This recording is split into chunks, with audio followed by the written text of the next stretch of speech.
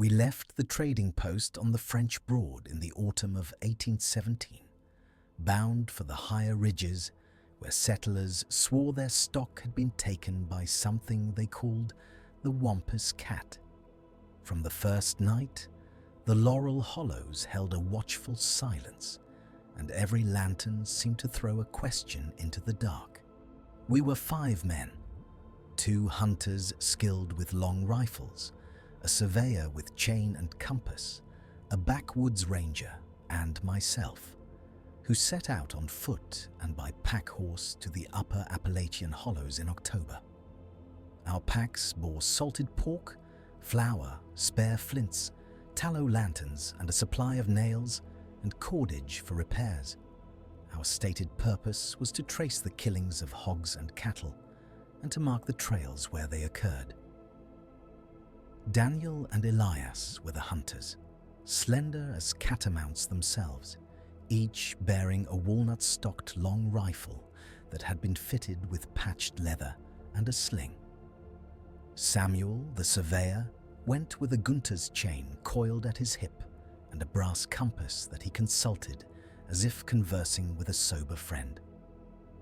Tom, the ranger, moved quiet as a deer.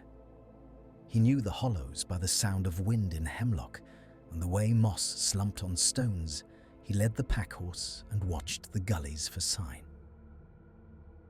The road at first was a wagon track, rutted and mudslick from recent rains. After a mile, the road narrowed to a footpath, and the laurel closed in until our shoulders brushed the leaves.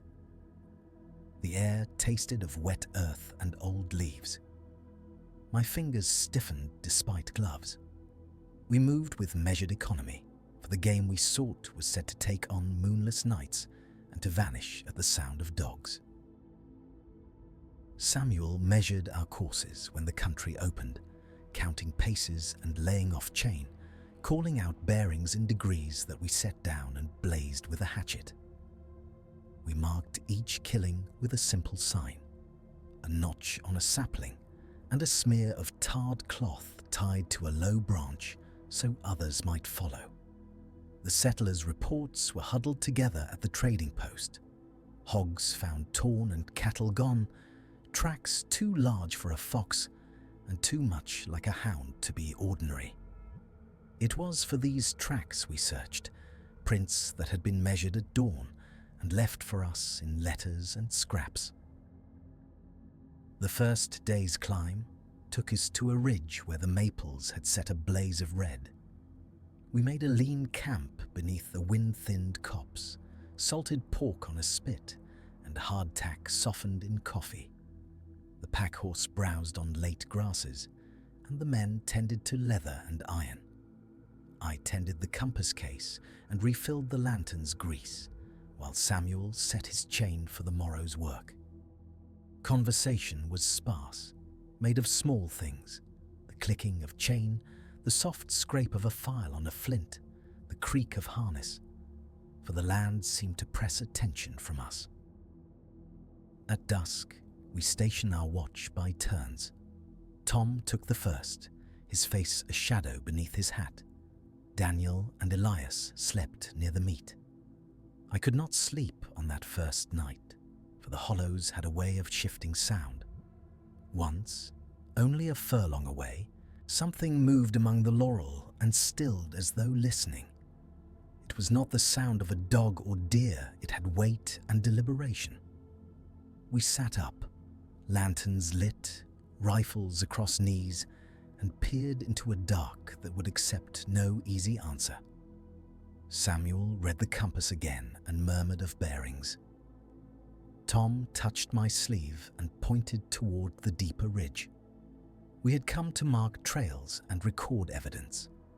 What we found in those openings would demand more than tallying paces. The mountains waited, and we set our course for the next hollow with a resolve sharpened by that unquiet sound. I gathered the party at first light when dew clung to rhododendron leaves and the woods smelled of pine pitch. We were 4, myself, Elias Trent, the old hunter who had traded at our post, Micah Reed the lumberman, and Jonas Hale, who tended the mare and mule. We shouldered 2 double-barrel shotguns, a pair of percussion pistols, spare powder and flint, hunting knives, hatchets, a coil of hemp rope, a brass spyglass, tin cups, and the iron kettle. Our packs held salted pork, hard biscuit, tobacco, and a small chest of trade goods. We rode the ridgeline until the trail narrowed and went on foot. The ridges rose in blue tiers, cloaked in rhododendron and laurel, the hollows filling with cold mist each evening, and every creek ran with the metallic taste of iron in the water. Warnings from mountain hamlets were blunt. A low, mournful cry at dusk stock, found torn with no clear marks. Elias, who had spent 30 years trading furs at our post, had seen such signs before and would not mock the talk of women and farmers. He said the thing moved where laurel grew thick and took cattle in a manner that made men check their powder and listen longer than they had any right to. We set the camp with care, a strip of copper tied across the lower path to tinkle when brushed, a length of rawhide near the meat to cry beneath a paw, a bell on the mare to jangle at night. Tents were closed with pins. We slept in shifts, one man always with finger near powder. Lanterns hung in tree forks and smoked, making our eyes water. Nights were cold enough to bite through wool condensation, iced our eyelashes, and turned canvas stiff. The first signs were slight, a scrape at the edge of a pasture where the grass lay trampled in a circle, tufts of hair snagged on a laurel branch, a spoor I first took for a large dog until Elias crouched and ran his fingers along the soil. "Not dog," he said, voice low. "Not wolf neither. Look how the pads set, deeper and the claws sheathing themselves. A cat that moves like a man when it will." He pointed to claw grooves high on a sapling where bark had been torn and splinters lay like teeth. A settler had found the flank of a calf rent, the wound telling of great power rather than a wolf's tearing. At dusk that evening, the creature called. The sound was low and mournful, a long keening that ran along the ridge and settled in hollows like cold breath. Jonas answered with a foolish laugh that died on his lips when the dogs hushed. The reply came nearer and held a span that felt longer than a minute. We fired once at a dark shape moving along a fence line. The report rolled through hollows and then was gone. The answer was a cry that cut my throat with its keen, and Micah swore softly. We tracked to where the ground fell away and found a small smear of dark upon a stone, and then a disturbed bed of leaves where whatever it had lain. The tracks resumed beyond a stream and vanished where the creek dropped into a steep washout, as if the thing had leapt a span our boots could not follow. We found claw marks high on a standing oak, blackened where the sap had bled, and felt the country change underfoot to where rhododendron grew so thick a man would be blind within it. We ate in uneasy silence, tending the kettle and checking weapons. Elias sat by the fire and told in a low voice of seeing eyes reflected in a moonlit pool when he was young, green and patient. He spoke no boast, only caution. We resolved to ridge the next upland at first light and to try to push further into the hollows. We gathered quickly as men who had learned that hesitation in the hills invites trouble. Ephraim shouldered his percussion rifle and nodded at the pack horse. Silas ran a thumb along the edge of his hunting knife as if testing its temper. I counted powder and ball, took down the little tallow lantern from its hook, and slung the Gunter's chain across my shoulder with the surveyor's stake rolled in the sling beside it. The evening air was thin and cold, October the 14th, 1837, and the woods smelled of wet leaves and the iron of old rain. There was no talk of superstition. That would come later. But of course, every man in the valley knew by practice what odds and ends to bring when the ordinary laws of the wild seemed to be broken. We began at the rail fence where the first evidence had troubled us. Deep, crescent-shaped scratches gouged across the rails as if a great paw had been dragged sideways to shear the timber. The marks lay 3 inches apart from the outer edge of the wood to the interior, where the coop stood ruined. I fetched a pocket rule and measured the claw grooves. Each mark was broad and clean, notched into soaked oak by strength rather than whim. Ephraim stooped and passed a hand over the split. There remained tufts of tawny fur, long and wiry, tangled in the splintered grain. The hair had the faint oiliness of an animal used to rain and brush, not a species of domestication. We followed prints through the damp grass. The paw prints were wider than any bobcats I had seen in the back hollows.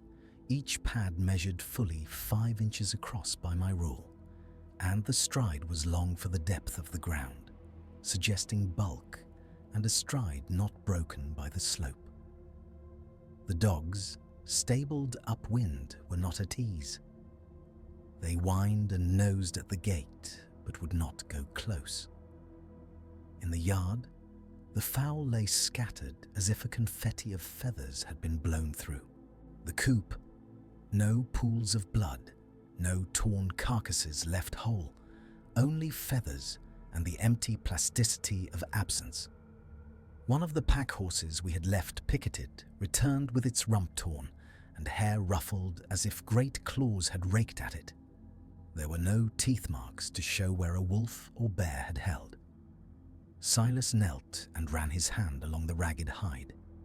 His knuckles came away smeared with a dull, rusty filth that might have been dried blood or soil. The stake we had driven the day before, marked with the surveyor's initials and set true to compass, lay cast aside a rod away, its top split and notched. The iron trap springs we had placed as precaution were bent nearly flat. The metal had been forced toward the earth, as if by weight or repeated blows, until the mechanism would no longer close. We found more fur snagged on a hedgerow, and the smell, sharp, musky, colder than bear sour, hung low where the creature had passed. No ordinary predator makes such riddles of its trail. We made a rapid accounting. Rations were few: salt pork, hardtack, coffee in the kettle, and we rationed the powder for the rifle, casting a handful of bullets from our mold as we moved.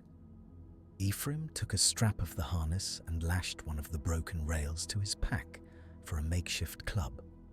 Silas took 2 spare snares and a coil of hemp rope.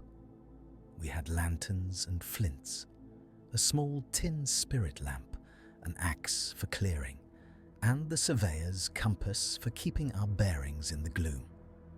The men took positions by habit. To the left of me, a steadier pair of hands. To the right, a younger man whose shadow quivered at the sight of the first tuft of fur. There was no boast, only the businesslike clatter of preparation. At dusk, we pushed toward the hollow where the prince led, keeping low, hands on the butt of our guns. The light was gone quickly beneath the canopy. The lanterns threw shallow cones that caught on the damp leaves and did not reach beyond the trunks. Silence sat in the hollow like a thing to be trespassed upon, until it was rent by a sound we had not expected, a long, low keening from uphill that was neither coyote nor the thin note of a fox. The dogs answered with a short, disbelieving howl, then went quiet. We advanced. Twice we stopped to measure new prints, to count the number of claws, to strip another snatch of fur from a fence post, to find yet another bent trap. Each proof tightened the knot at the base of my skull. No man said the word Wampus Cat aloud at first. Names come later, in the smithies or at hearths. We kept to the trail. The wind changed, and for an instant brought with it the fetid breath of whatever had passed, old forest musk, laced with something warmer. I remember thinking of nothing so much as the weight of my kit and the coolness of the lantern in my palm, and how slowly the hollow swallowed the light behind us. We had not gone 300 yards when the trail angled toward a rock ledge, and, beyond it, a shadow moved in a manner that set every hair along my forearm upright. I raised the lantern. The shape vanished like a draft through a seam. We followed, all of us simultaneously, into thicker shade, and the moment our boots took that next tread, the air seemed to close. The chase had begun in earnest, and there was no small talk left to soften the night. We fired until our powder was spent, and the night took the sound of lead away as if it had never been. The lanterns guttered against the damp, their tallow smoke smelling of boiled fat and wet wool. For a long minute, none of us spoke.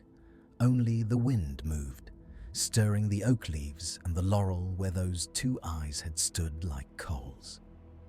Then Thomas knelt and checked the muzzles, fingers fumbling at the flintlocks as if to find wolves in the lock, while I set my palm to my jaw. My teeth were loose with the cold and the quick come of adrenaline. We raked the lamp buckets about the ridge and sent a lad with a handbell to the lower tents to rouse the men. Our party, though small, was tightly provisioned. 3 packs of salted pork, a keg of gunpowder, spare flints, and a sextant for the surveyor's work, bedrolls, and a roll of canvas in which we kept the spare cartridges. We had come prepared for bears and bad weather, not for that keening. The dogs bayed once and went mute. Ephraim cursed softly and checked his powder horn. The leather was split and the spout rimmed with frozen sap. By the lamplight we could see the ground at the laurel's edge. There we first noted the gouges that you would think reserved for a plough. The soil had been turned in crescent moons, as if by a great claw. The impression was deep and the turf thin. Thomas stooped and brushed his hand through the furrows. Soil blackened his knuckles. There was hair, coarse, dark as a foxback, yet with a glint of russet in the lamp. I wrapped that tuft in my handkerchief and tucked it within the volume of my journal, more to steady myself than from any purpose. We followed the gouges and the scent of crushed leaves down into the rocky draw, lanterns held low to avoid glare, boots finding balance on wet stone. The air here tasted of iron and crushed rhododendron. Tracks, at first scattered, converged, showing the rhythm of a beast that trod low and then bounded as if its hindquarters were springs. The prints were too long for a lynx, too narrow for a bear. Claw marks scored the roots of a beech as cleanly as a chisel. I thought of the stories my grandmother told of the Wampus Cat, a name half gallows, half prayer, and for the first time in my life it felt less like a tale and more like a field description. Ephraim swore. His voice broke the caution in us. "It's gone up the spurs," he said. We tightened our line and climbed, the lanterns painting the rocks a dull amber. At a boulder ledge we found evidence of its passage, a swathe of torn canvas from some earlier traveller, tufts of hair caught upon a snag, and beyond the ground stamped by the weight of something that had landed hard and run. The hair matched what I had in my handkerchief. We lost sight of bright stars in the gullies, and the wind picked up out of the northwest, carrying with it a cold that seemed to press into joints and lungs. Night closed thicker, and our breaths came like smoke. We debated whether to camp where we were and make a stand, or to fall back to the wagons and fetch more powder. The men looked to me. I had the map and the notes of the county survey I had sworn to chart these ridges and bring men home.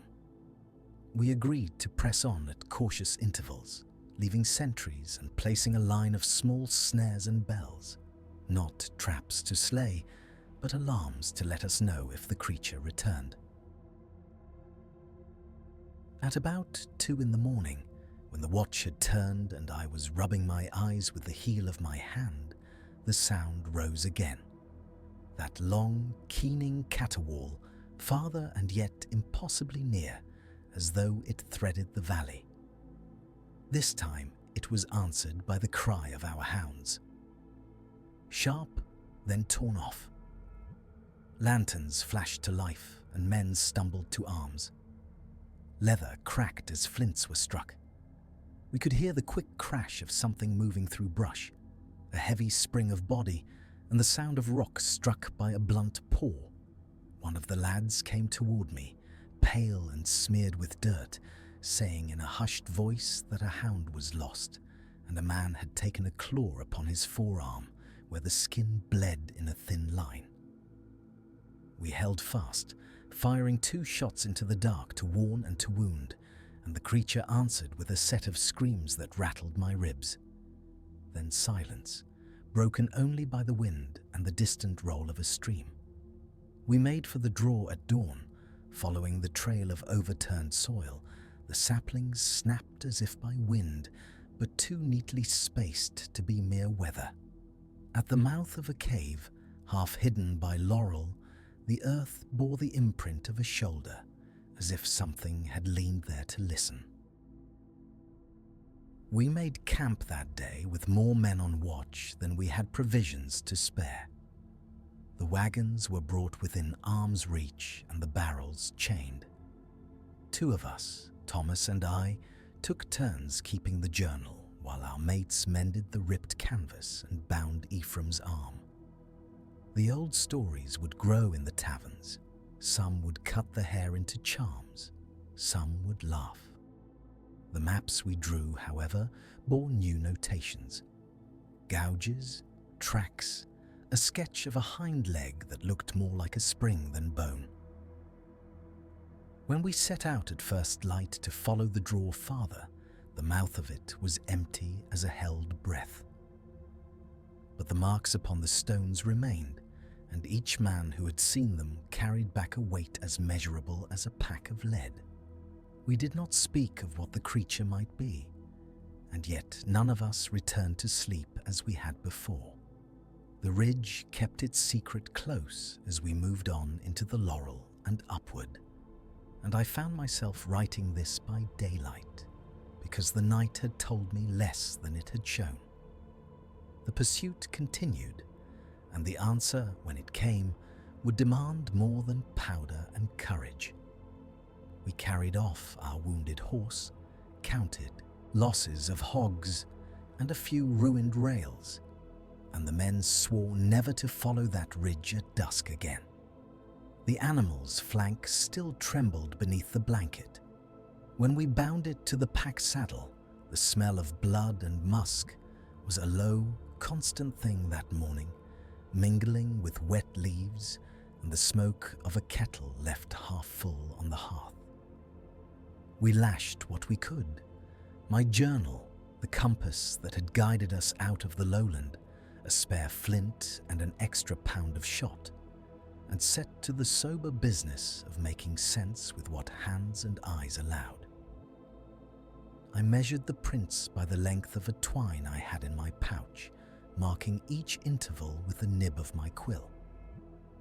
The tracks stretched along the ridge, a recurring thrum in the leaf litter, large extended pads, claws set like the teeth of a comb. From heel to heel the pace was wide. I paced it a second time with the heel of my boot and wrote the numbers in a cramped hand. The bearing I took with the brass compass, north by east, skirting the old oak where the rails had collapsed, and I drew a rough sketch in the margin. When the wind blew, the paper shivered, my ink took, and held the shapes like witness marks. We gathered a party from the nearest cabins, 3 men good with a rifle. Nicholson, who kept the long Virginia gun, Elias, steady with a hatchet, and young Carter, who would not meet a man's eye after dusk. They checked their gear the way men on the frontier are taught to check. Powder horns measured by weight, flints struck against steel to see the shower of hot sparks, priming pouches emptied and refilled, flannel wrapped about the stock to keep hands from numbing. We carried a tomahawk, a short pike borrowed from a militia store, and the flapping canvas of an old map that showed no path but the faint markings of a hunting trail. We moved by day. The ridge drinks sound, footsteps are near swallowed, and the air grows sharp with the taste of green things. Twice that week, we set a picket of 2 men at the cabin, and twice we found new marks along the fence at dawn. Ragged hair where a board had been pushed aside, a single long claw mark dragged down a rail. Once, in a hollow where the fog lay like wool, Carter found tufts of fur trapped to a briar branch. He held it up as if it were proof enough, lips trembling. I smelled damp earth and old blood and something else, an iron tang like a distant mine, and I put the piece of fur into my pocket as I would a relic of some other world. We attempted a watch one night with 4 men, and the wounded horse slouched under an awning of spruce. The moon was a coin behind thin cloud. For hours there was nothing but the breath of men and the creak of leather. Then, toward morning, a sound came from the bare top of the ridge. Not a howl, nor any beast I had known. A rasping, almost conversational sound, as if something had mistaken language for hunger. The horses jostled. Nicholson stood, rifle up, hand on his priming. The sound stopped. We listened until our ears ached. At last the answer came. Footsteps running along the opposite tree line, too light for a man's tread, and the shadow there was gone. When we pressed the place at daylight, we found fresh prints, larger than before, and a trail that climbed with the audacity of a human walker and the angles of a quadruped. At the crown of the ridge, one of the rail posts was snapped as neatly as if by a wedge. The wood lay split in a way our axes do not cleave. We followed until our legs ached, and the sun burned a hole in the year, then turned back when the sky clouded and the men's voices lost their edge. I copied my notes into the journal with the deliberate care of a man who knows that words may outlast him. I measured every track again, inked the sketch that shows the fence, the snapped post, and the line of the woods descending into the hollow. I wrote down the names of those who went with me and the time we left, and I folded the paper into the leather wrap with fingers that smelled of smoke. The tale, as such things will, moved swifter than we had. It travelled first by the mail route to a county clerk, then by word of mouth to taverns where men with red hands and cold feet traded it over ale. It was called, in the course of a month, the Wampus Cat of the Ridge. The account left us uneasy and watchful for seasons afterward. Mothers would steer their children away from the lip of the ridge. Men repaired the rails with heavier posts and set extra dogs to the shack. We were careful as to our times of travel. No one traversed that crest at dusk for a long while. Yet the marks persisted. Now and then, a torn hog pen, new tufts on a thorn bush, and certain hollows stayed wrapped as they were before our arrival, full of hush and questions we could not answer. I have kept the page with my sketch close these many years, as witness and as warning, and I cannot say I ever trusted that ridge again.